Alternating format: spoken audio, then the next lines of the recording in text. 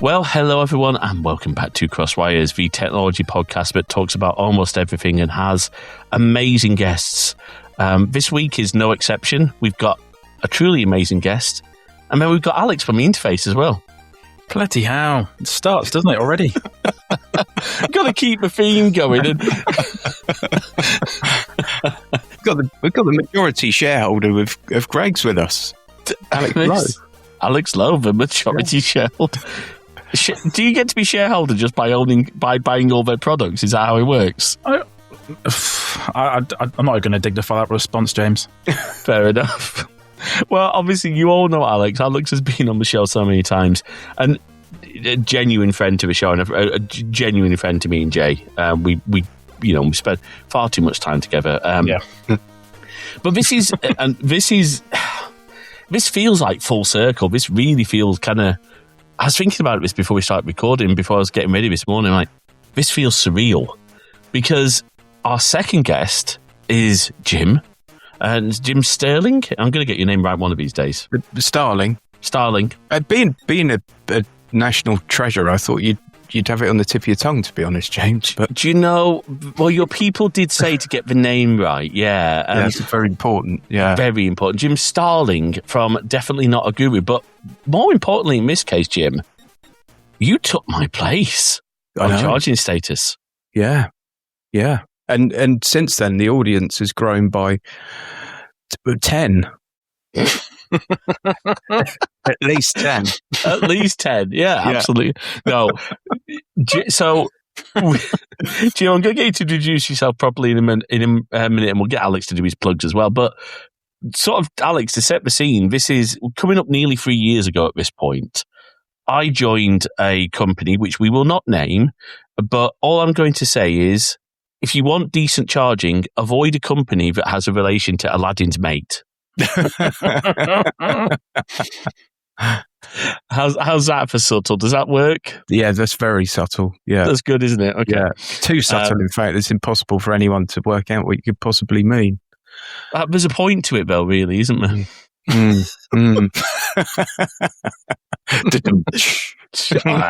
So, unfortunately, now Alex and I sort of said at the time, this makes no sense. But anyway, they refused to let me. It was either continue the podcast or lose the job offer. So I made the decision, but at the time I needed the job. It was funny because, Alex, you and I recorded 3 different takes of that episode, that bit of that episode, because things changed. Yeah. So much. So then I guess what basically happened is Jim stepped in and you guys were able to continue the show in both audio and video form. Yep. And you guys are doing great. I mean, first of all, Jim, I guess let's talk a little bit about yourself. What's your background? Who on earth are you, Jim? So my background has nothing to do with, or very little to do with cars. I worked in insurance for 25 years and did some sort of business coaching and then consultancy after I left full-time insurance. And I call it a midlife crisis because it kind of was. I just couldn't continue on that path. I just reached my limit. I mean, my hair was falling out in lumps, which it still does. And it just wasn't good for me anymore. And 2 young kids at home and stuff that I just didn't see. And I was pretty miserable. And I decided to do YouTube initially to sort of bring in coaching clients and that kind of stuff. And I think I produced about, I don't know, maybe 10 videos. And I just bored myself to tears with these videos. And no one watched them, and they were just dry as toast, and not a good reflection of me or the service I offered. And I thought, I can't offer broad advice on something about like business because it's so dependent on the individual and their needs and their business. Part of the thing I'd done sort of during my time in my previous role, when I sort of headed up an insurance company, is I'd looked after the fleet of cars and that they previously purchased and lost lots of money on. And I I sort of took over the leasing side of things with the company fleet and saw how well that worked. And I've always been obsessed with cars, but obsessed with really normal, boring cars more than supercars and hypercars. It's not that those things don't interest me, but they're so unattainable. They get a little glance and I'll go, oh, that's nice. But I think if I won the lottery tomorrow, I can't see me buying a hypercar. You know, I'd probably buy the Audi A6 e-tron Avant that's sitting on my drive at the moment. I'd probably buy one of those. So I've always had that love of normal things. And even in my insurance days, I've always tried to stick up for the consumer and do everything I possibly could to use common sense and not be one of those insurers that says, actually, on line 580, it says this, and therefore, and try and give honest people an honest service, really. And that sort of led. I think that one video I did one video about car leasing on the channel, and people watched that, and I found it really easy to do, and that's become sort of the pillar of my channel now, sort of car leasing deals, but also lots of car reviews, lots of car news, and it's just very unpretentious and honest, like honest to a fault, I would say, quite often. Because that honesty doesn't always serve you well. It's very interesting. I think it's something you guys, so for a little bit, I hope you guys don't mind me saying this, I now edit your video. Well, I edit the whole thing, but I produce your video podcast. And it's one of the things I really respected was, I think it was a conversation with, Caroline.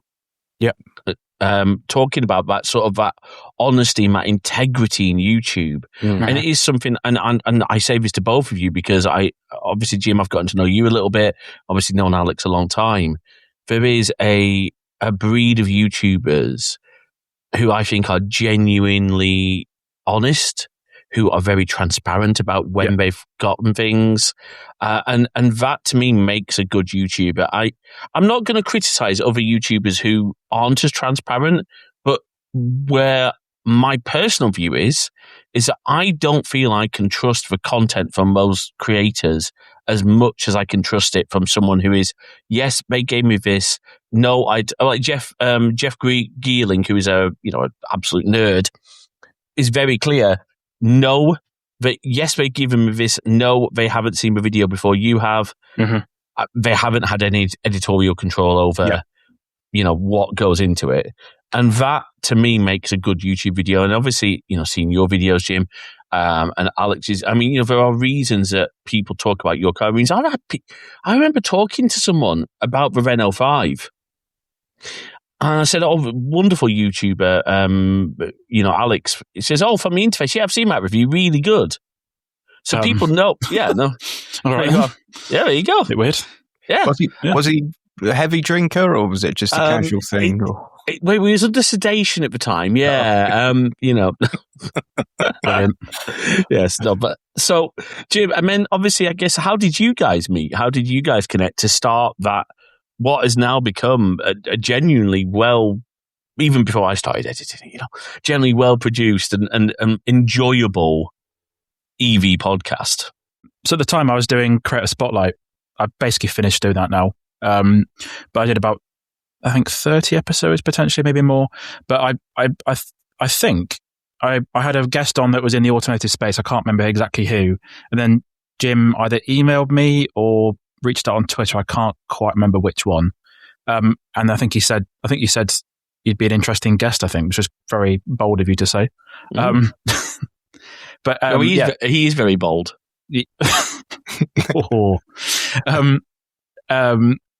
And I think we recorded an episode in January 23, and then when we couldn't do Charging State together, I think I naturally just thought of Jim first because I think it was a really good episode that we did together. So yeah, basically, Creator Spotlight was a show that I did where I basically interviewed either journalists, YouTubers, or anyone who makes content and asked them why they did what they did, how they do what they do and if they've got any advice for anyone else. So, but it didn't really grow that much, hence why I've stopped doing it. It didn't really do that well in terms of numbers.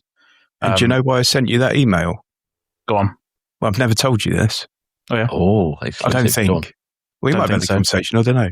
I'm not sure. I sent you that email because you kept having car reviewers on. And if you remember, when we finished that podcast, I picked up the phone and said, why are you not doing car reviews? Oh, yeah. Yeah, that's right. Right. And then I, because slipping back into my coaching role, and that was the thing that started that, wasn't it? Yeah. And I gave you a few press contacts and things, and started it off like that. Yeah, because you're constantly having car reviewers on. Yeah, yeah. And I was like, this guy wants to do car reviews, but he doesn't know it yet. There you go. And this is Alex's car reviews are great. But do you know one of the benefits? I say benefits. There's a lot of benefits to being friends with Alex. Just he's a nice, and I'm not just saying, but he's a genuinely nice guy. One of the easiest people to get along with. But because I don't drive, because Jay can drive, she doesn't drive in this country. We don't have a car. But every time we meet up with Alex and his partner, Josie, he'll have a new EV that he's got on loan. And we get to try out EVs, like sort of like as passengers. Oh, there you go. That's some content, Alex. Like passenger reviews of cars. Yeah. That's a very big niche, that is, isn't it? So it is. Yeah, what's it like to travel in a car? It's really funny though. Like I'm seeing a friend of mine tonight, and we're going out, and he's like, "What are we going to be in?" And it's always the question is, I'm sure people now don't want to see me; they just want to see the car, see another car. Yeah, So I think I've taken you out in the Renault 5, the Genesis. I think I can't remember which one, and then the very tired Model S a few months ago. So and then also didn't we go out in one of the BYDs as well? Don't think so. No, I'm trying to remember. We've been out in quite a few different cars. My favourite from a sort of like comfort point of view was that Genesis. Oh yeah, that was the G80 because you stopped at mine first to pick up the car charger. That's right. Yeah. There you go. Yeah. Look at me with a memory all of a sudden. But, because what we didn't realize is Jim and I actually live quite close together, so we're both, so he's just taking on another James from Bournemouth. It's like just traded one in. It's like a like part exchange deal. And we're both imports as well, aren't we? Yes. Yeah. Yes, we are indeed. As most people in Bournemouth are. Well, yes. Unfortunately, I'm going to have to export myself later this year because my import duty is getting too high. Yeah, it is shocking, isn't it? Yeah, absolutely shocking. I'm talking about cost of living, folks. It's just genuinely, for those of you who don't know England, don't know the UK, there is a massive sort of, I'd say, wealth and price gap between the south and the north. I pay. For the same amount, I won't say how much I pay in rent, but for the same amount that I pay for a one-bedroom flat. And I said, the flat itself is nice. Alex will tell you the area is not. It's a little bit sketchy. I can get a 3-bedroom terrace house up in the north of England, in Scarborough. Yeah. And it's a no-brainer. Mm-hmm. So folks, do check out Charging Status. Alex, I think available through the interface, right? And on all good platforms. Yeah, we've got a separate YouTube channel for it. I think it's at Charging Status on YouTube, and then it's on Apple Podcasts and Spotify and stuff. So, yeah, all good. Brilliant. And actually, before we talk too much about EVs and infotainment, Jim sparked an interesting pre-show discussion. And I kind of wanted to just mention it because it's an interesting one because obviously all three of us are content creators. I'm trying to do more with video. I've still got so much video work to edit and I've got some motion graphics to produce for a guy. I don't know who he is. With Motion 6, it's obviously Creator Studios just come out. Now, I'm not yet subscribed because I don't have an iPad that can run. I think I mentioned this in the last episode we put out, but I don't have an iPad that can run it. But Final Cut really, for me, just is a great video editor. But Jim, you were talking about you've currently got an M2 MacBook Pro, which you do use when you're out and about for editing. Yep. But you're not using Final Cut. Are you using something? I use Filmora, which is weird and wonderful. And even now, I use PC most of the time. But when I'm out and about, I don't think anything comes close to MacBook. And if at some point I were to like get a proper place to go and work rather than a spare bedroom, I would just have like the MacBook and just plug it into a dock when I get there, and I'd just go full Mac at that point, I think. I don't know if I'd buy another PC now. It's only because I'm a little boy and I like to play games sometimes. I've still got a PC, but the Mac is fab. Final Cut for me is just a much slower workflow for what I do. Yeah. I do very basic edits on most of my stuff. And even when I do something a bit more interesting, I'm so much quicker on Filmora. And I feel like it doesn't like hog as much storage space and that sort of stuff. And of course, in a PC, if I want to put another 2 gig in, I open it up and slot one in, where Apple will kind of implode if you decide to change internal storage. So and I know that can all be rectified, but I don't know. I'm also, I'll be 50 in 2 years. All these newfangled ideas. So I'm just set in my ways, I think. So it's still PC first for me, but I could definitely see a future where Mac becomes the thing I use for work. The Creative Studio looks amazing. So one of my other vices is my love of music and guitars, and I do a bit of home recording and stuff. And Logic Pro, I mean, that's used in professional studios. Oh yeah, I mean, it's an incredible bit of software. But they've done that brilliant Apple thing where they've removed the learning curve from it, or certainly very much flattened the learning curve. And when you compare that to the other big ones, Pro Tools that's used everywhere, and even Cubase is still used a bit, the learning curve on those is so much higher. It's just that classic, very friendly Apple experience with Logic. Yeah. And to an extent, I mean, I've done loop sort of where I've never done proper. I'm not a musician. I cannot play an instrument. But even for free on a Mac, GarageBand, is genuinely a good product. And actually, for even basic editing, now there's a YouTuber, Techmoan still edits all of his videos on iMovie. Oh, I came across his channel last night by accident.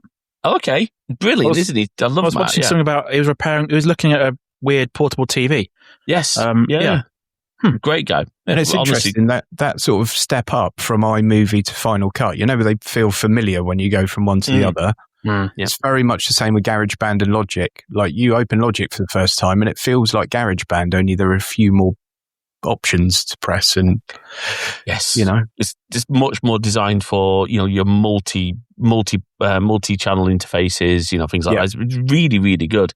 But what Jim was saying is he wants, if he's going to buy a new MacBook, MacBook Pro, wholly agree with this. When that sort of transition time, we've got the base M5 MacBook Pro, which we've not, Alex. I mean, obviously you and I and Jay tend to get together for Apple events and cover stuff. But Apple have really been releasing stuff outside of events a lot more in the last couple of years. Yeah, just like a press release. Yeah. I guess it costs less not cost less to do, but it's quicker, isn't it, I suppose? It is. Yeah. But we're waiting for those M5 Pro and M5 Max MacBook Pros for you, Jim, I'd say is a fair assumption at this point. Yeah, so. It's and obviously everyone expected it at that event last week. And it didn't come, but it looks like it's going to come out with the next. But once they launch the release candidate of the next iOS, whatever number that is, 0.3. I know it's 0.3. Yeah, 0.3 it looks for like 26. That will probably be when it drops, because that makes sense. That code is going to give the game away otherwise. So, and of course, the world would be shocked, wouldn't they, to learn that actually Apple are going to do an M5 Pro and an M5 Max. I mean, it does get a bit tiresome, doesn't it? It does a little bit. Yeah, if to make it a real kind of world exclusive, we're making a different iPhone. No, you don't say. No. on an interesting little side before we go and talk EVs, because EVs, obviously, I mean, we could talk about Apple Car and CarPlay for years. But as an aside, Jimmy, you were talking about still needing to play games. An episode I'm trying to line up at the moment is to look at where with Windows getting worse and worse and worse, and certainly with Microsoft throwing, I would say, perfectly decent hardware under the bus because it can't run Windows 11. Where does Linux come in? Because I've got a Steam Deck, and we've admittedly at this point a little bit delayed. Valve are working on a Steam machine. How far have we come? So, little teaser, folks. We're trying to get a guest to record that.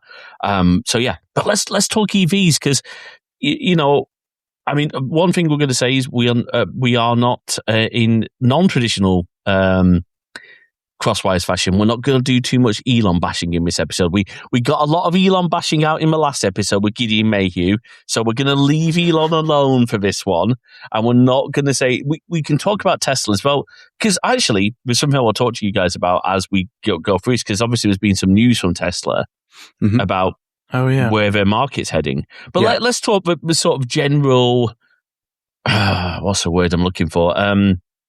The surge of EVs in the last few years, and open discussion. I'll let whichever one you wants to start first. I mean, where do you think we're in a good place? What do you think have been some of the highlights maybe over the last few years?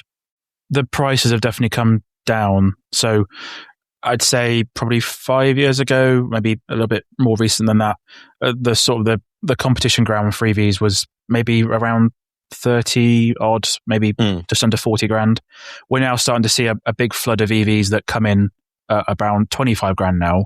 Got things like the Renault 5, the ID Polos coming this year, and there's going to be some cheaper Kias and Hyundai vehicles as well with the Kia EV2. So I think at the moment the competition is around that 25 grand mark, which is interesting because that's nearly about the same price as their equivalent petrol cars, maybe a couple grand more. So it's really quite interesting, and Jim can probably agree with this as well.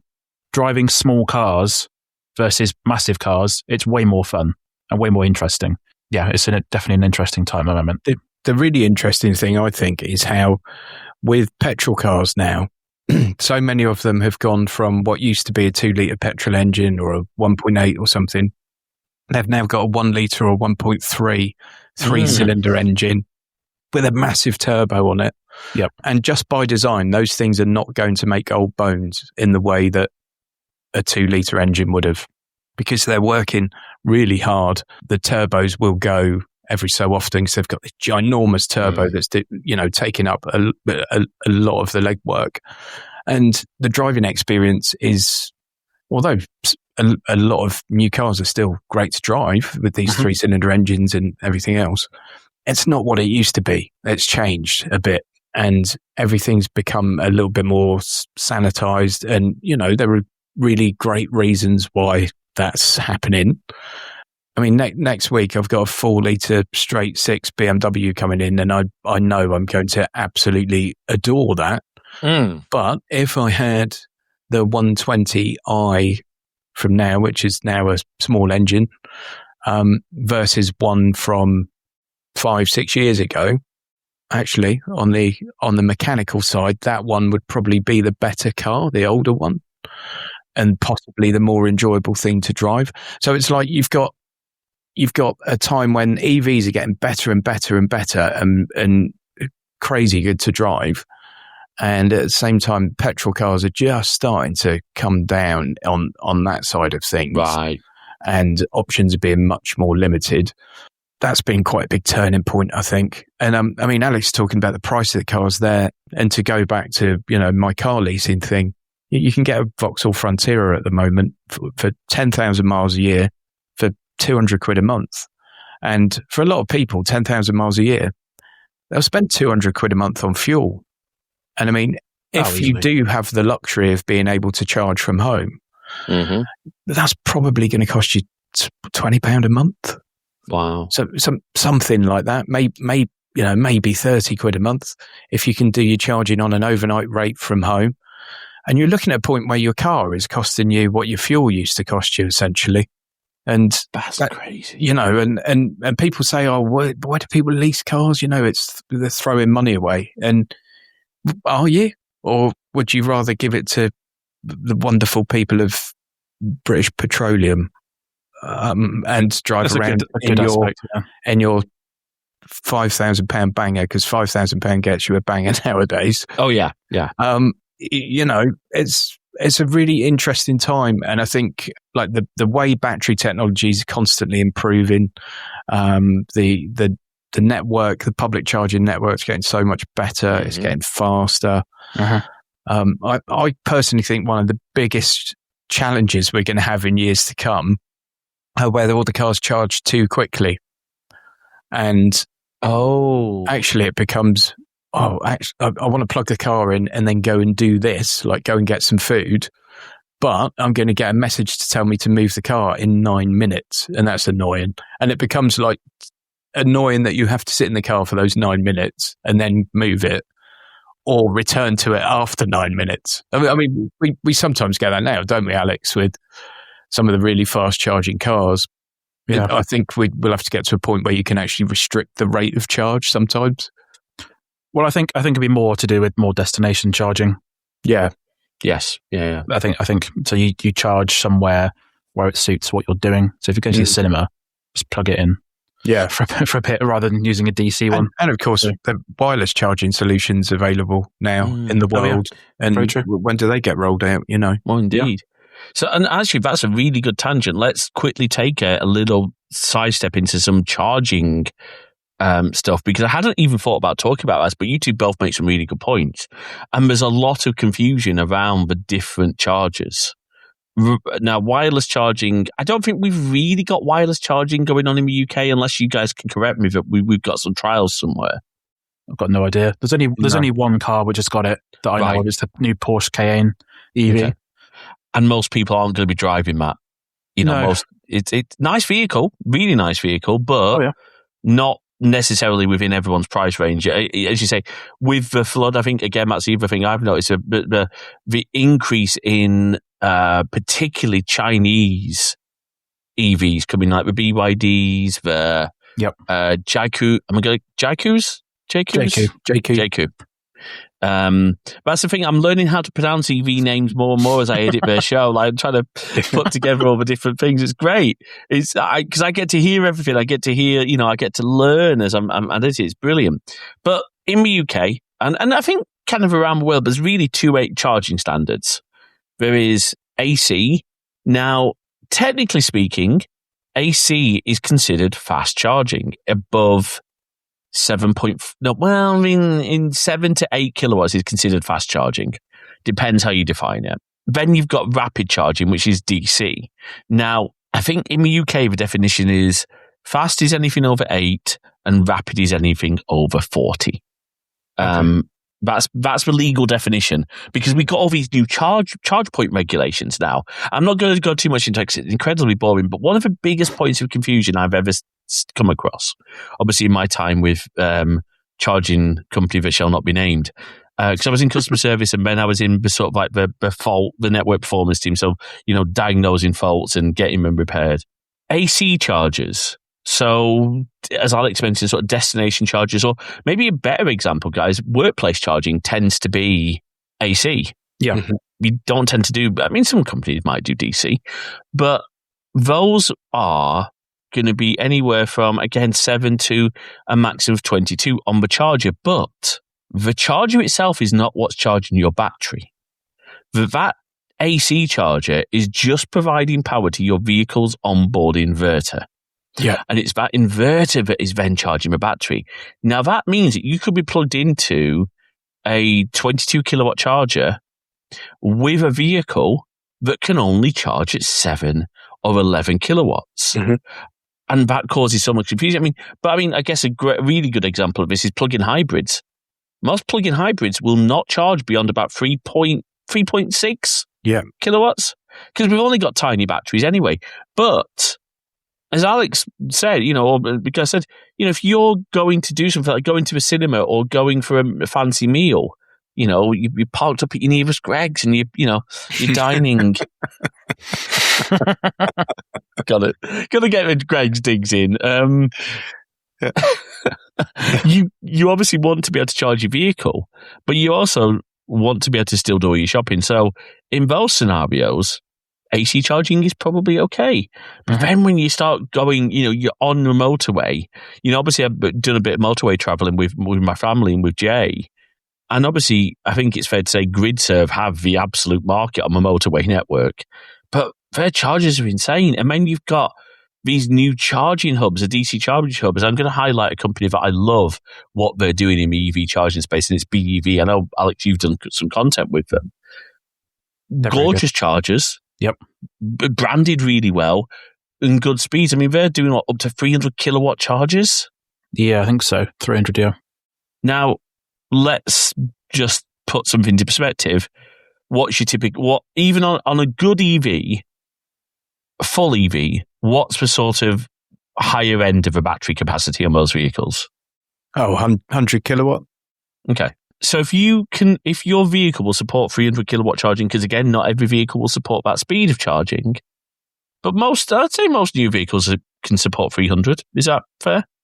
No, let's not. Yeah. So if they're, a lot of them are still 150. Right. Okay. Pretty much. I mean, there are plenty that do support it, but lots are still 150. There are still some that are sub 100, unbelievably. Oh, wow, okay. But okay, but even that, if we say that the maximum battery is 100 and they can charge at 100, that means that the most you're going to spend to go from 0 to 100, and typically you won't do that. Mm-hmm. That's not a typical charging scenario. You're talking just around an hour. Yeah. But obviously, most of the time, you could be, as charging speed increases, you could be there maybe 10, 15 minutes. And that's the difference. And that's great for me, like these, like the charging hubs and supermarkets.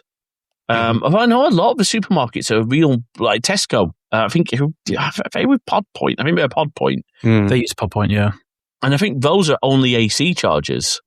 Yeah, that's right. AC. Yeah, they are, yeah. Yep. Yeah. Whereas I know Morrison's through MFG are installing Alpatronic hyperchargers, but only in some places only 50 kilowatts. Yep.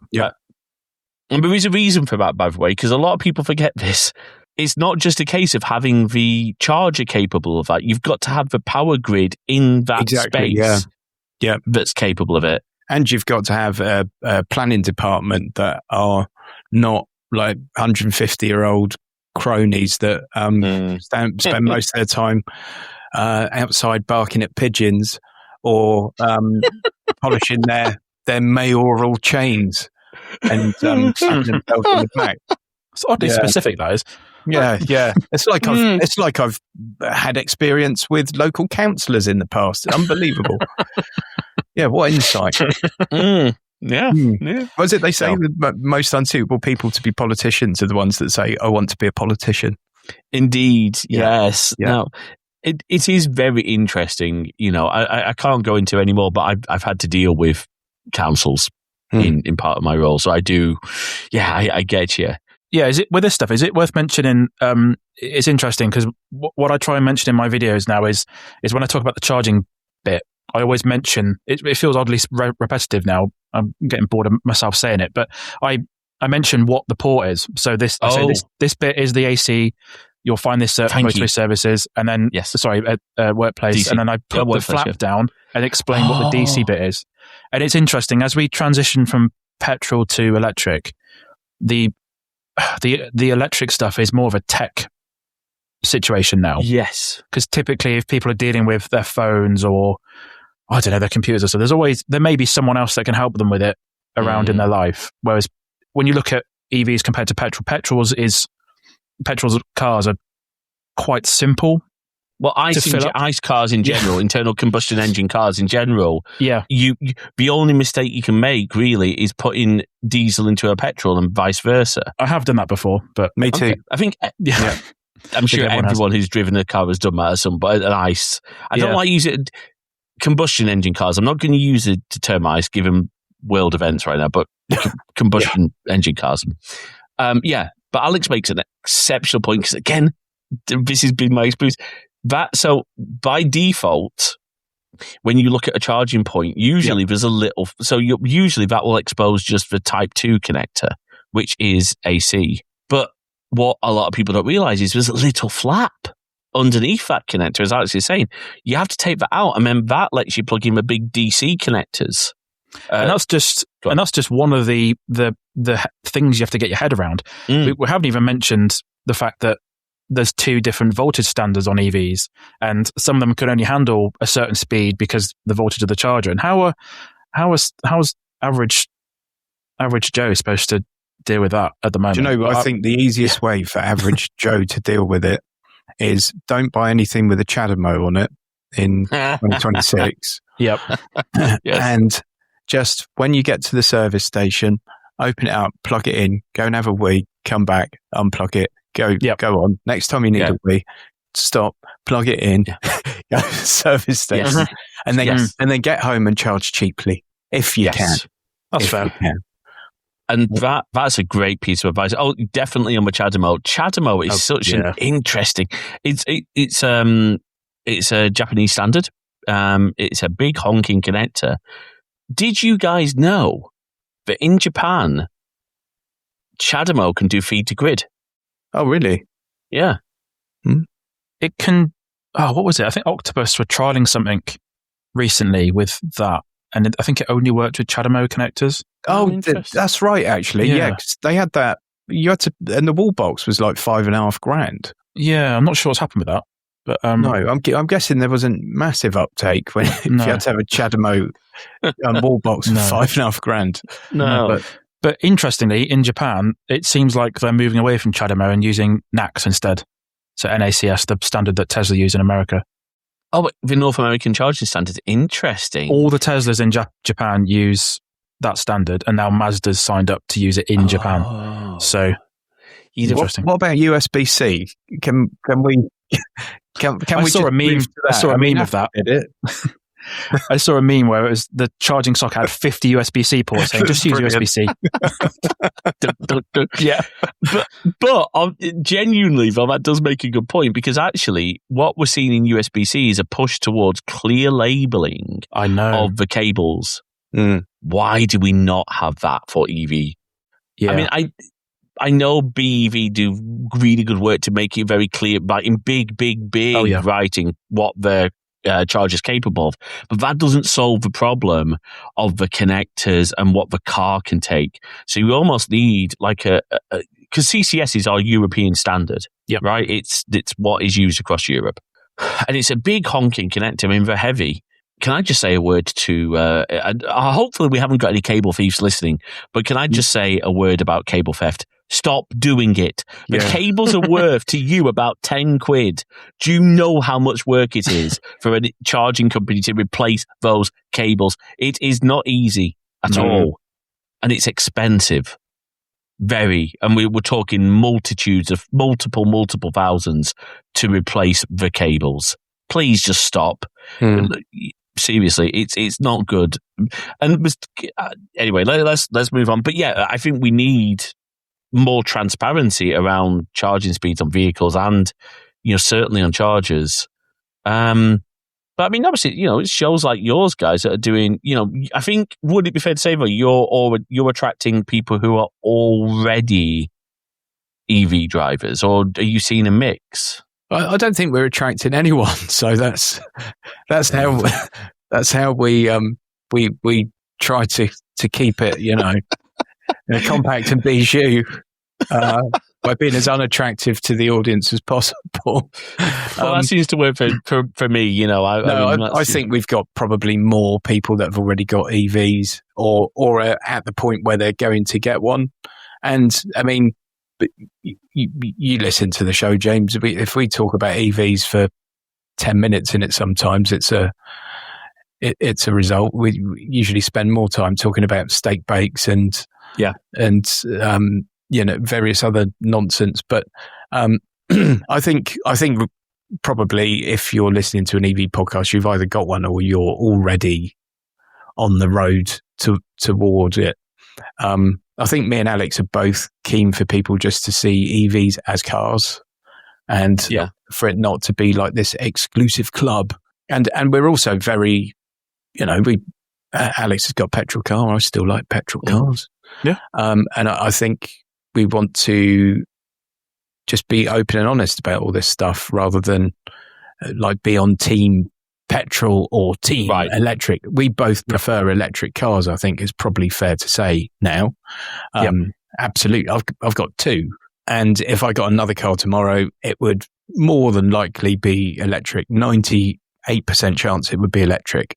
Mm-hmm. And then loads of good reasons for that. But I'm also not someone that's going to stand up and have a fight with you if you've got a perfectly good diesel that still works and has never let you down and that sort of stuff. I just wouldn't buy another diesel myself. And it's like right tool for the job. If you're towing a caravan every weekend, probably you do want a diesel, you know, and maybe your swingers parties are fantastic. But I sorry, can I just interject here very quickly that as someone who spent their childhood in touring caravans, not all touring. Thought I knew you, James. I wondered why you had that Pampas grass.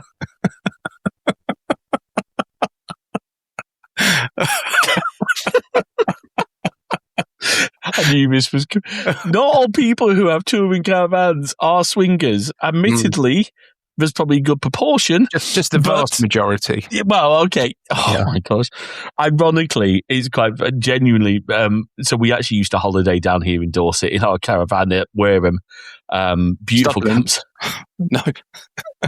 But let's not explain to people what Studlands is, shall we? No. Really folks, go and Google why Studland Beach might be a beach you might want to avoid. But no, you make a really good point, Gene, because like my dad, and Alex has seen both cars, so my dad has a Skoda Octavia FEV, which is a beautiful car. Great to, a genuinely nice car. It's, one of the things I like about it is obviously it's got CarPlay, which we're going to move on and talk about. I think it's got Android Auto, but it does. But also, I know this is so tiny. USB-C ports in the back. Thank you. It's got USB-C ports. It's brilliant for charging them because obviously, I was going to say, obviously I'm usually in my back. No, I'm not. My mum tends to fall asleep in longer journeys, so Dad puts her in my back and I sit next to him to keep him company. But my dad also has what can genuinely be described as a banger. It's an ex-fleet car, Vauxhall Insignia, diesel. Yeah. It's done over 250,000 miles and it's still running. Yeah, fair. I used to have one of those. It was brilliant. Great car. Yeah. Great car. Yeah, and if you're just banging down the motorway all day, every day, and it still works and everything else, great. But people running small diesels to go to Tesco's and back and stuff, it's just daft. It's the wrong tool for the job, and people were led down a path that was ultimately going to cost them a lot of money by, whoever decided that diesel needed to happen in a big way. But I think, the right tool for the job. But the point I was very badly trying to make is that it's not like an echo chamber on our show. I don't think we're very pro EV, but we're not. One of these lots of times very pro EV stuff. They can never ever have anything bad said about anything in any way whatsoever. Right. And I think we're both realistic, and like we'll say, this new car's great, but why the hell can it only charge at 80 kilowatts? Where you won't always get that in some EV coverage. Everything's wonderful and rosy, and we do the same on our channels as well, like our respective car review channels, where I've always had the thought that if you pigeonhole yourself into a specific brand or thing, that's going to not be good for you in the long term, probably. So we both review anything. So if you look at my channel, I've reviewed a plug-in hybrid BYD, quite a few EVs recently. I reviewed a petrol car not that long ago. So I just review anything. Yeah. Anything that comes to my interest, anything that I fancy reviewing, I'll make a video. He's got a Fisher-Price pedal car next week. Oh, yeah, I have. Still needs blocks on the pedals to reach them. His little legs, bless him. I know. Well, the Hyundai Insta reviewed a few months ago. That was perfect. That was huge. So really good. But I mean, a really good example of where you guys will call out the bad. I think Either it was on the show or Alex was in a review talking about why on earth, and I don't know what vehicle it was, you'll have to forgive me, car EV doesn't have a heat pump. Yeah. I mean, that's on Kia. You have to go to the top tier of Kia, and then it's still an option. Wow. Okay. And Kia are so good for their EV stuff. Like they're just doing it. They can barely put a foot wrong. It's like, give us a bloody heat pump, please. Yeah. And same with Skoda. The video will be coming out soon. Oh, yeah, that's one. Yeah, that's Skoda Elrock VRS, £49,000 car, but they still want you to pay another £1,100 to buy a heat pump. And you're spending a bit more money now, but if someone's going to buy that car in 3 or 4 years' time as a used car, getting that clarity of the used market is going to be a bit of a pain, and have to navigate that and work out that it hasn't got one or has got one, whatever. It just seems weird to me.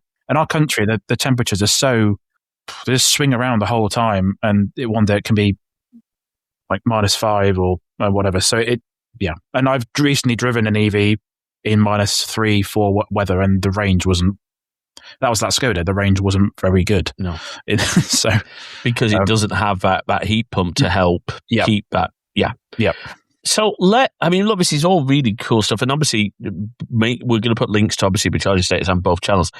But I want to talk a little about something more nerdy, because infotainment systems in cars. Now, when me and Jim were growing up, we had a tape deck and FM and AM radio, right? And then we got CD players. I remember my dad getting so excited when he had a Discovery, and we bought him a CD changer for a Discovery. Wow.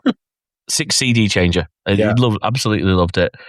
As cars have evolved, though, that in-car entertainment has become far more than just stick a CD in, or even, an aux. If you were fancy, your car stereo had an aux port, or even if you were even fancier, it had a USB port and you could plug your iPod into it. Yeah, iPod support it was, yeah. Yeah. Mm-hmm. Which you usually had to get a special adapter for from the car manufacturer for about £100. Oh no! Yes, yeah. Unless you did like a third party stereo thing. Yeah, with, Audi had these weird connectors you had to buy, and a few companies did. I think Ford did as well. I remember my parents had a Ford Focus for a while, and that had, in the glove box, it had a USB port and a aux in. Yeah. So the USB was for power, and the aux was for the audio. And you bought a 30-pin connector for your phone when Apple were using the 30-pin connector. Yeah. And then obviously everyone had to get Lightning. But modern infotainment is it fair to say, is far more than just a way to play music and a way to play, but to listen to a radio. What's changed? Because we've got the vehicle manufacturers stuff, and let's talk about that bit first, because then I'm going to talk about, I don't know the best term for them, the overlays, which are Android Auto and phone mirroring. CarPlay. That's probably the best word. Oh, I like that, phone mirroring. That's a good term. So what about the where are we? Who's doing good? Who's doing maybe bad in that sort of out of the box, no smartphone, no phone mirroring experience? So if people don't know, one of the things I do whenever I get a car into review, and I try and do it on launch events, which is brave sometimes, is I try and do a very long, in-depth guide about how to use the infotainment system. And I don't know why I started doing it, but I started doing it from when I first started doing car reviews in 2023. I don't know what made me start doing that. But I think anyway. I told you to. Did you? Yeah, I think that was my idea. Oh, cool. There we go. Because you love that side of things, and I said no one else is doing it, and it could be your niche. There we go. That must have been it. Yeah. Have you got? Has he been paying you royalties, Jim? I'm clever as well as beautiful, but incredibly modest as well. That's why I'm so popular. Yeah. Anyway, so one of the main benefits to it is it's very difficult to find out what that software looks like without having to go into a dealership. So if I can I started out making maybe 15, 20-minute guides, and now they're full on hour. Wow. They take a long time to edit, long time to film, and I'll cover everything because it's quite important. But I think as soon as Tesla started doing those really nice designed infotainment systems, I think in the years since, other manufacturers have had to step up their game a bit. And that has gone either bad for some manufacturers or quite well for others. But in terms of your original question, I think apart from Tesla, who are doing a really good job with their infotainment system, it's really good. I've got a Tesla on the drive at the moment, and it's fantastic. Everything works great. If you listen to an Apple podcast, for example, you can start on your phone, and then it will carry on where you got to on your car. Oh, that's nice. It's fab. It feels very Apple, actually, doesn't it? The user interface. Oh, it's next level. It's so good. But apart from them, I think who is doing the best job? It's probably the Hyundai Motor Group. So that's Genesis, Hyundai, and Kia. Their software, if you don't use Apple CarPlay, it's so well designed. It's really easy to navigate. And one thing that's really important now is it's got an absolute ton of customization. Oh, nice. There's a setting for literally everything. You can customize everything to your heart's content. You can remap buttons. You can remap physical buttons. You can create shortcuts. You can customize, I don't know, like what the air conditioning system does. You can, there's so much stuff. And that's why when I do a Kia one, it's going to be an hour and a bit easily because there's so many things to go through. And they're doing a really, really good job, I think. I'm really excited to see the new BMW iDrive in full effect.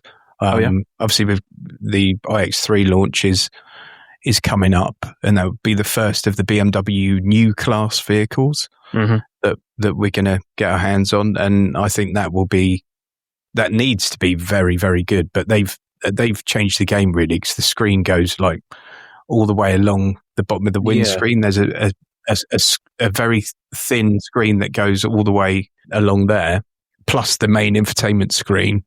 And I think it's a much more sort of futuristic way of looking at how you interact with the infotainment and the data that the car is giving you as the driver and passenger potentially. So that looks great. And I'm really interested to see that. But I would agree with Alex that out of the box, if you never put a phone near it, Tesla is miles ahead of everyone else at the moment. And then, Hyundai, Kia, Genesis, their systems are very, very good. I also think I've got an Audi at the moment this week that's got all the makings of being a great system. They just need to kind of tidy up some of the menus a bit. It's a bit menu hungry. And is that because that's obviously VW Group, so that goes across Skoda, Audi, VW. I think, is it Seat as well? Was Seat part of that group? Yep. And is Cupra part of that group? Yes. Yep. So very common for that sort of group to share interfaces. One question I do have, it's kind of a combined question, because the reason I asked this question is because I had to help both my dad and my sister with this, and I think it's maybe in older cars. But if you're not using something like CarPlay or Android Auto, maps, because I'll give you a real example. My sister's Renault was an absolute pain to update the maps on. And when I discovered it to do Android Auto, I'm like, just use this and use Google Maps or Waze. Have we gotten better at? Because, I mean, Alex, from a networking point of view, are these cars now coming with SIM cards? How's a map update better these days? And it used to be like, having to get a USB stick and shove it into your car and, get the right files. So what I'm noticing is that pretty much every single car now has some sort of data connectivity. Even a Kia Picanto, which is a 15 grand car, that came with Kia's Connect services. So that's got Kia's slightly older infotainment system, but it still has got app support and a SIM card free for 7 years when you buy the car, which is insane on a little petrol car like that. So yeah, pretty much every car, apart from maybe one or two, they just have a SIM card in them, and that's all covered. In terms of mapping stuff, most cars you probably want to avoid using it because it might be a little bit out of date, or it may look like it's really old. However, there are one or two. So I know this is very niche and very expensive, but Lotus, their infotainment system and their mapping thing is incredible. It's really, really easy to use. It looks great, and it's got loads of really good features on it. But the other one is, which I really do like, is the Renault system. So with the Renault 5, they've abandoned doing their own stuff. They just got Android Automotive under the skin, which is very different to Android Auto. It's a or a core OS, and they just use Google Maps. And Volvo are using that now as well, aren't they? Android Automotive based. Yeah. And again, Tesla are using Google Maps. The Audi I've got is using Google Maps now. Yeah. And I think more and more companies, I mean, why would you spend the money developing your own system when you can literally just license it from Google and it's bloody brilliant? Like, there you go, have that. Yeah. And the main benefit of that with the Renault, for example, is that Google Maps now has the ability to know what chargers are being used and how many are left right now.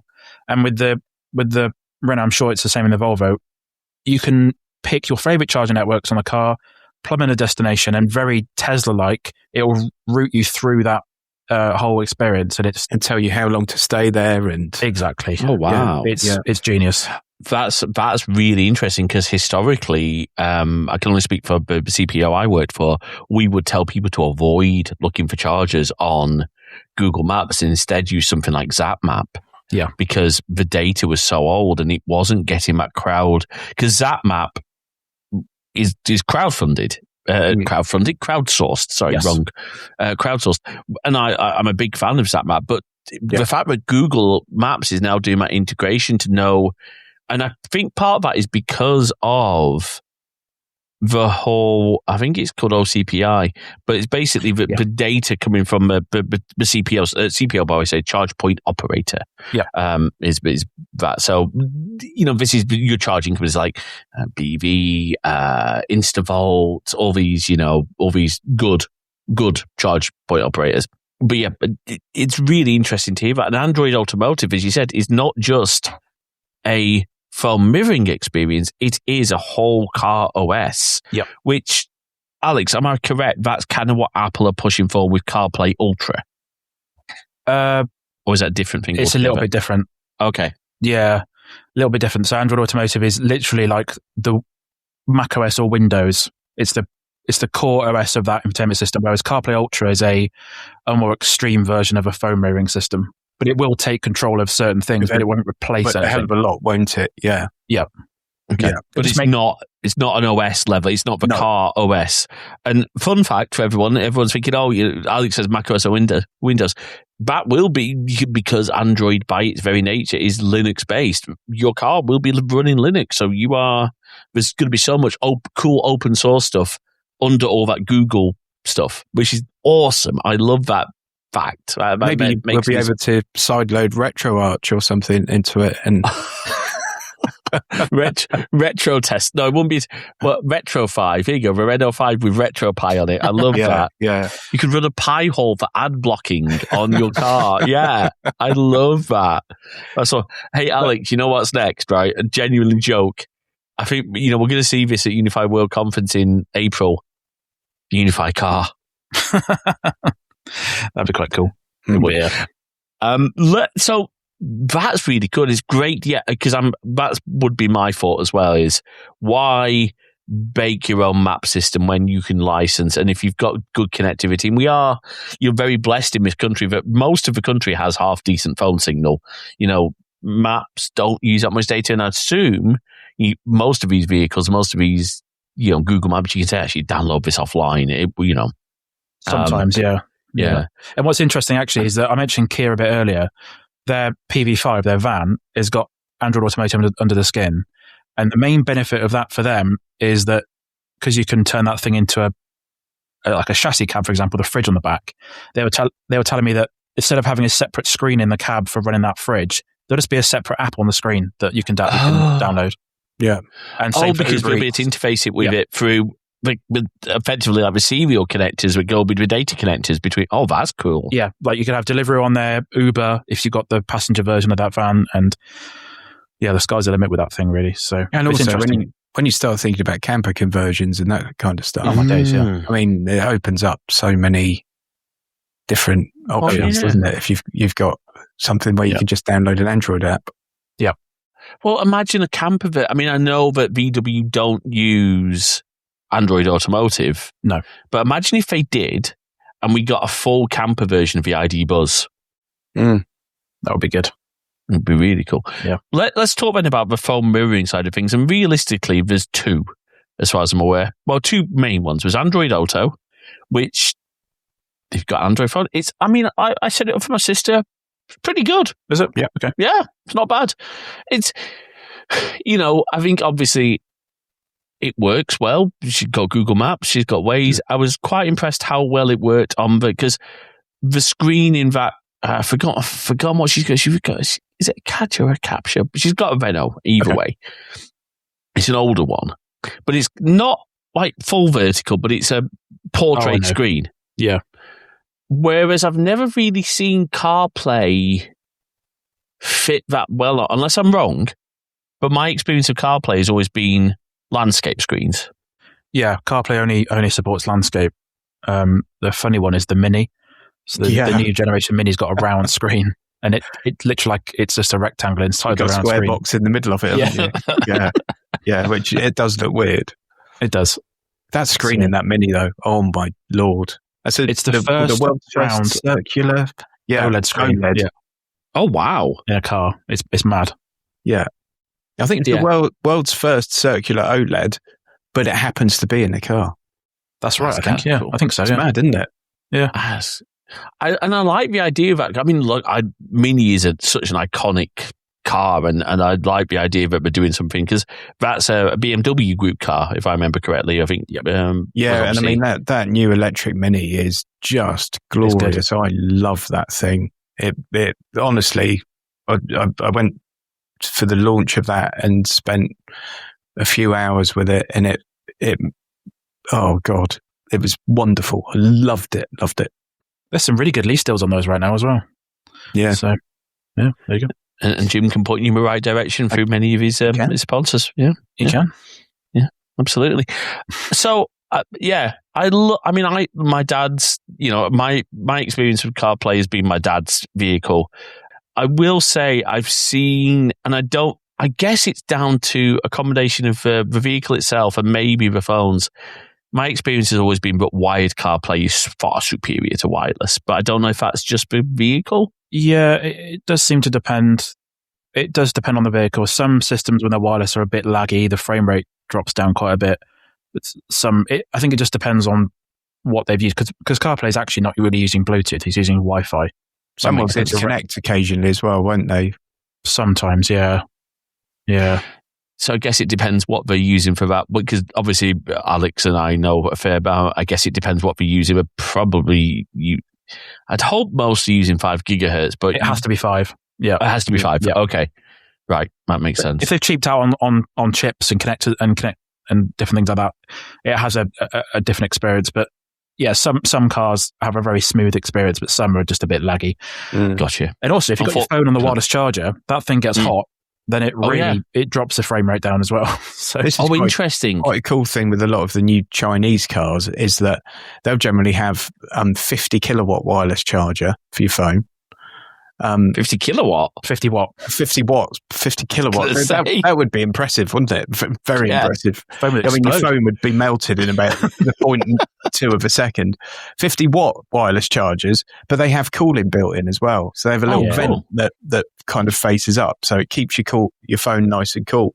Where, like in my Tesla, if I leave this in there for an hour, it will probably reach, I'm not going to charge any more temperature. Gotcha. Yeah. Because wireless charging is one of those things. It will, because it's inductive charging. It's going to get hot. Yeah. But people don't realize that. I mean, I guess there's one question, and I want to try and do this in a way that's not fuddy, that's not fear, uncertainty, and doubt.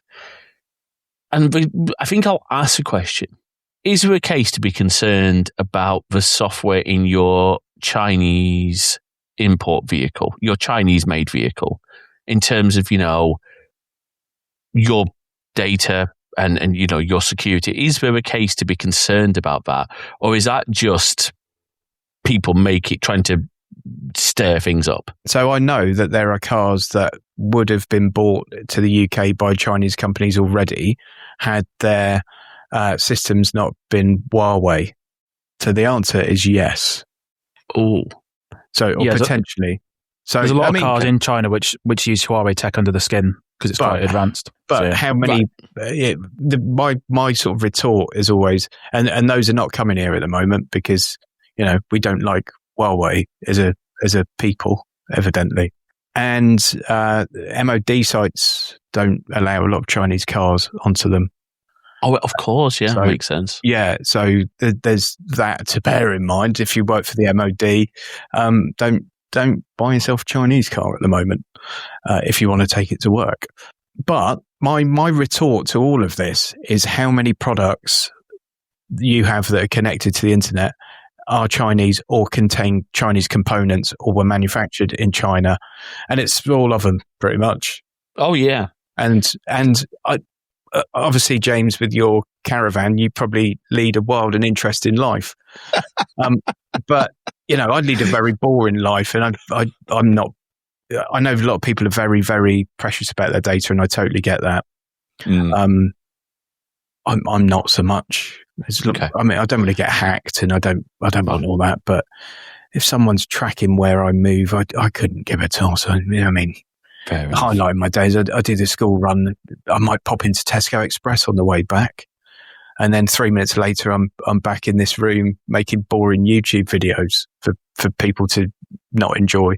I mean, but we obviously everyone has very, very different. Some people are very strongly kind of my data's my thing, and I get that, but it's not something that I'd worry about. But I'm possibly the worst person to ask because of what I've just said. But you make a very good point, and I think Alex and I there's a good chance that if you use your ISP provided router and aren't on the unified bandwagon like we are, there's probably a lot more even from non-Chinese manufacturers. When does your ISP router get a firmware update to fix security bugs? It doesn't tend to happen. So I think Jim makes a very good point, and I think this is kind of, you've got to make your own choice on that convenience versus security scale. I'll tell you something else, right? About 8 years ago, I got pitched a commercial product that was going to cost a lot of money when I was still in the insurance world. And it was for someone to come in and take over our pricing of our products. Okay. And with insurance, you look for bits of data that people give you and then bits of data that exist. So postcode, you're going to look at subsidence risk, flood risk, fire risk, crime, all that kind of stuff. And then you also look at what you call moral risk. So this is just a thing that's out there. If you're a bookmaker, you're more likely to have your car damaged or stolen, for example, than if you're a secretary. And that's just the way of the world. And if you're a Premier League footballer, you're more likely to have your car stolen or be vandalised or have a crash because actually you're a young person with too much money and you might go crazy and crash your car. So like all that kind of stuff. So you look at physical risk, you look at moral risk, you look at various other things. But when you get a car insurance quote, for example, they're looking at about 400 bits of data, even though you've put in 25 maybe. Now, a company came to me, I was head of a property insurer, this was about 8 years ago, and said, we want to rate all your products and you'll have better outcomes because our rating is far more advanced than traditional underwriting, how it's been done. And all we need is their mobile phone number. And I said, right, explain that to me. So, well, if we've got their mobile phone number, we know where they go every day. Yeah. We know if they go into the pub. We know if they're going to the bookies. We know if they're just going to work and back. We know how long they're out of the house every day. We know where they live because they're there overnight. We know how many nights they're overnight, how many they spend in hotels, all that kind of stuff. We know everything about them from their phone. We can even look at the things they buy online, and this went on and on and on. And I said, have you got a live working example of this? And they said, yeah, we've got it live. We've got a test case going, blah, blah, blah. And I said, are you aware of how many laws you're breaking? Oh, gosh, at the moment. Yeah. And like, but yeah, this is the final thing. We need to get sign off on this. Like, we need to get it cleared. It's like, well, but you've got it live. That can never happen. And you're doing live tests with it now. And off they jolly well trotted. And I reported it actually, but never heard anything again. But they were talking to some big companies at the time, and scary, isn't it? They were doing a test case with a very, very large company. Wow, that's really scary. That was 8 years ago. That was there and it existed. And I think if anyone thinks their data is truly private, it's not barking mad. No, there's a lot you can do to mitigate, and we will be doing a lot more content around that and a lot more stuff. But yeah, it's dangerous. Let's. Thank you, Jim. That was a really good example, and just for people's awareness, let's talk a little bit, Ben, because obviously I don't even know if you guys have covered this yet. I don't know when you're recording your next episode. I know when it has to be out by, but I don't know when you're recording. Tesla have now. This is the translation I've had, and the understanding I get from the news is that the S and the X have are not going to be made anymore, and that they are shifting focus to the robo-taxi industry. That's accurate? Is that a fair assessment?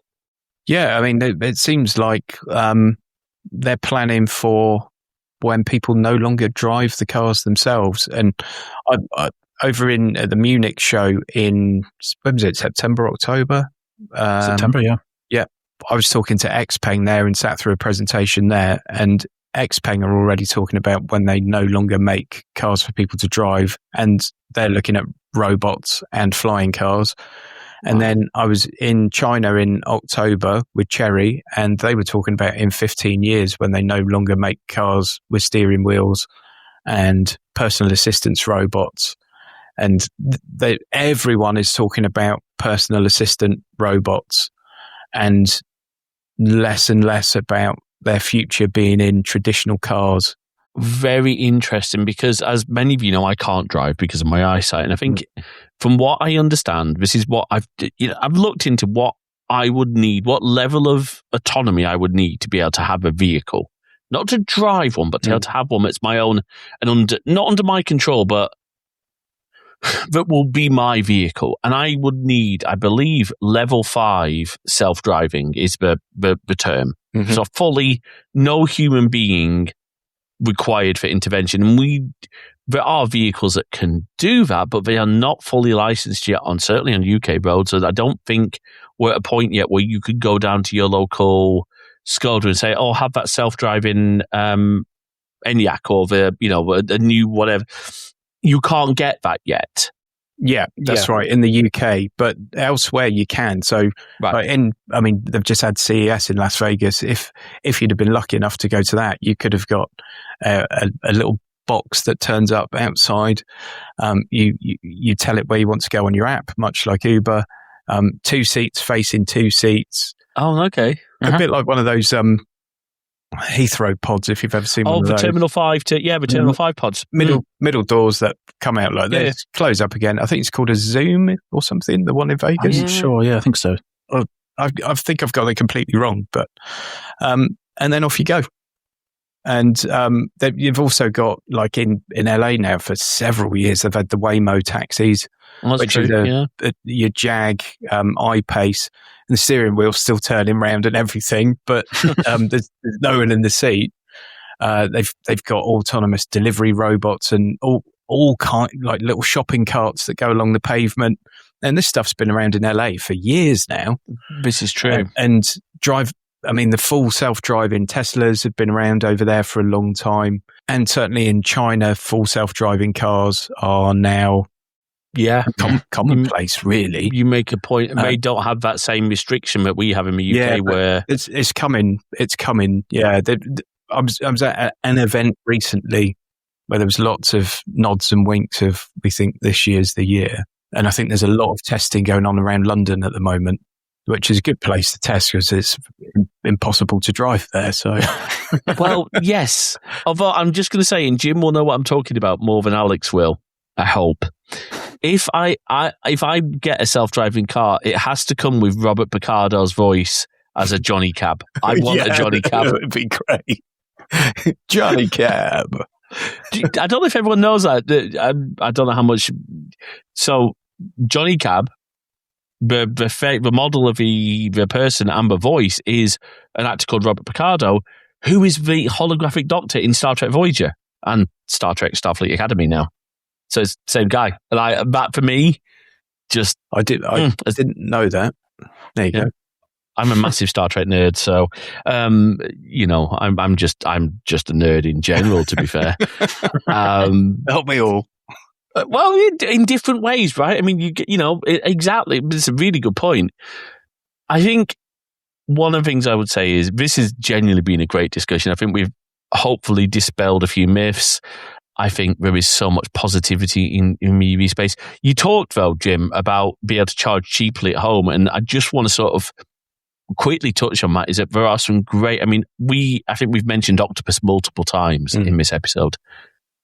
I cannot speak highly enough about it. Again, this is a very UK-centric... Well, apparently, Jay was telling me they're looking at doing Octopus in the US. It's already there. It's already there, just not in maybe every market. No, Octopus are in Spain, Japan, the US. They're quite big. But yeah, I think it's only one state in America. Right. Tentacles are reaching out everywhere, aren't they? Oh, nice pun. That's good. But what I like about Octopus is they feel genuine. They feel like they care. Oh, yeah. Now, it could just be a show, but I don't think it is. I've seen interviews with their CEO. Greg, yeah. Yeah, he seems like he went into that, did a whole piece on why the standing charges are a thing, why prices are the way they are. He's very transparent, and I can imagine that peeved off a lot of the... It's like you're talking industry shop publicly. What are you doing? It's difficult as well because there's institutional price fixing and stuff, and I'm sure a degree of fairly high level corruption. And when someone says anything that's slightly, especially when it's new school, it must ruffle a lot of feathers. I mean, so obviously, there's tariffs for EV drivers. I'm on Agile Octopus here now. That's what I'm on. One of the reasons. Yeah, I love Agile Octopus. There's another reason I love Agile Octopus. First of all, it means I can get cheaper rates during the day and I can plan things. But because it's very data-driven, whatever you think about smart meters, they allow data. And I've got the Octopus Home Mini, which is this little tiny box. It connects to your Wi-Fi, it connects to your smart meter, and it exposes, there's a plugin you can get through Home Assistant, and I've got all of the rate details, all of everything that comes through to my Home Assistant, and I can now see my live usage in my Home Assistant dashboard, but probably more importantly, because all of that information can be used as sensors and triggers, I can say, okay, when my power usage goes above this level, or when the electricity rate goes above this level, turn these things off. Yeah, it's fab. Which is really cool. That hot tub in your caravan must cost a lot, James. I mean, they're not cheap to run, those things. But not at all. Just for the record, so that no one gets a wrong impression of me, I do not own a static caravan. I do not own a hot tub. And the only swinging I do is Jay trying to get me to dance. That's the only type of swinging I do. Your Honour.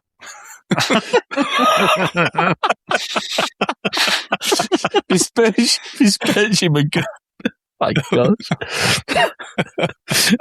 But there are times where I'm just genuinely, there are times I'm editing these guys' this show, and I'm just, did Jim just actually say that? I think there's been one time I said to Alex, do I need to cut that? He's like, nah, just leave that in.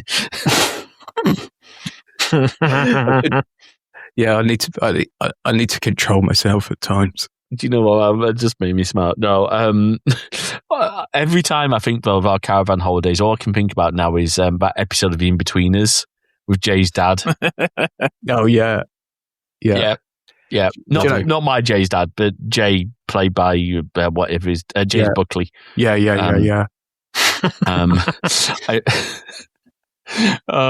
If for our American listeners, if you have no idea what we're talking about when we talk about caravans, old episodes of Top Gear, mobile trailers. Mobile trailers, I like that. Now, I do have one final question for you both before we get you to do all the plugs. give him the news that Grand Tour's relaunching with a bunch of YouTubers, because is it Francois, the train guy, is going to be? I meant the guys from Fossil House. That's it. Yeah. Give him that news. Have you been approached by Channel 5 to be the new hosts of Fifth Gear? No, not really. No. Although I sometimes get called Fat Chris Harris in the comments. So, and I can't see that, to be fair. It's quite funny because Chris Harris is not himself like a svelte man. No. So that makes it like,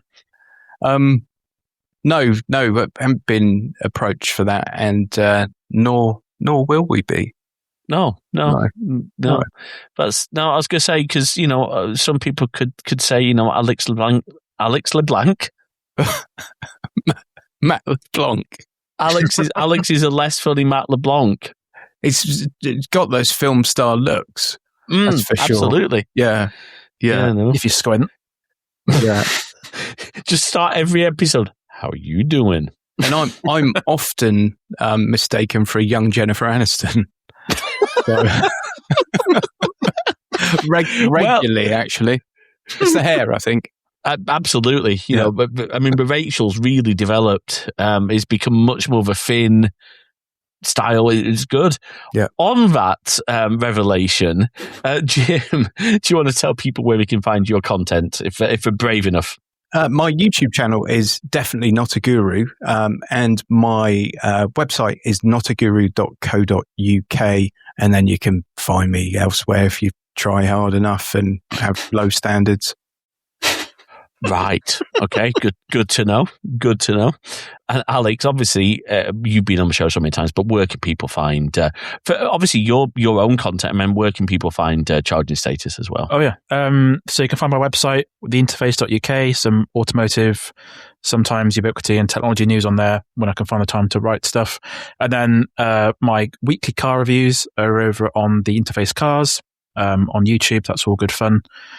So try and get out at least 2 videos a week of a car review of some sort. And then me and Jim do the Charging Status podcast on YouTube and on all the audio platforms, of which there are quite a few. So there you go. There are indeed. And do check out the Charging Status. Genuinely, I'm not just saying this, I'm genuinely so thrilled that what Alex and I thought was going to have to be a dead podcast has been able to be literally, it's done a David Tennant. It's regenerated with a much more attractive new host. It was dead and now it's buried. Yeah.